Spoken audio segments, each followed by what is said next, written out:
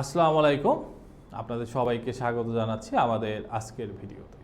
আমরা আজকে আলোচনা করব বি মার্ক চিহ্ন বা বি মার্ক লোগো নিয়ে। আমরা কোনো মোড়কজাত প্রোডাক্ট কিনলেই দেখতে পারি যে ওজনের পাশে বি আকারে একটি লোগো থাকে। এই লোগোটি আসলে কেন ব্যবহার করা হয় বা এটি ব্যবহার না করলে আসলে কি হবে? এটি কিসের লোগো?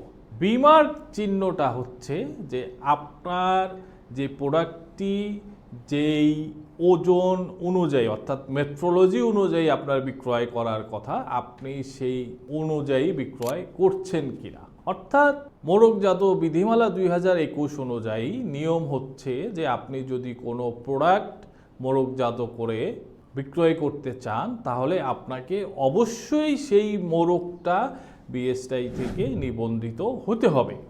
আমি চাইলেই একটি মোড়ক ডিজাইন করে আমি সেটিকে বাজারে ছেড়ে দিতে পারি না।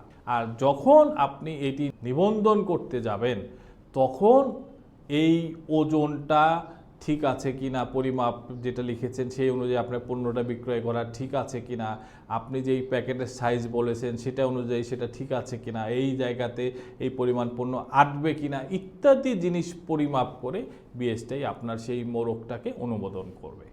সব কিছু ঠিক থাকা মানেই হচ্ছে আপনাকে এই বি চিহ্নটা ব্যবহার করা অনুমতি দেওয়া। যেমনটি হয়ে থাকে মানের ক্ষেত্রে আমরা সিএম চিহ্ন বা বিএসটিআই লোগোটা দেখে থাকি 3 কোণা আকারে। এটি হচ্ছে আমার মোড়কটা নিবন্ধিত কিনা সেটির একটি চিহ্ন, এই বি মার্ক। এবং আমি যেই ওজন অনুযায়ী, যে মেট্রোলজি অনুযায়ী আমার এই প্রোডাক্টটা বিক্রয় করার কথা সেই অনুযায়ী আমরা করছি কিনা। একটি সহজ উদাহরণ দেই তাহলে বুঝতে সুবিধা হবে।